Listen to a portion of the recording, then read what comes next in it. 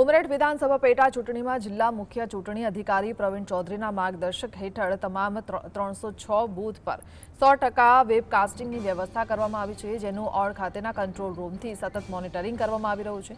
આ વખતે મતદારો માટે એક અનોખી વ્યવસ્થા છે। પેટા ચૂંટણી અને સ્થાનિક સ્વરાજ્યની ચૂંટણી નજીક હોવાથી આજે પ્રથમ આંગળી અને આગામી ચૂંટણીમાં બીજી આંગળી પર શાહીનું નિશાન કરવામાં આવશે। વહીવટીતંત્ર દ્વારા વૃદ્ધો અને દિવ્યાંગો માટે વાહન સેવા પૂરી પાડવામાં આવી છે, જ્યારે 105 જેટલા મતદારોએ હોમ વોટિંગ સુવિધાનો લાભ ઉભો કર્યો છે।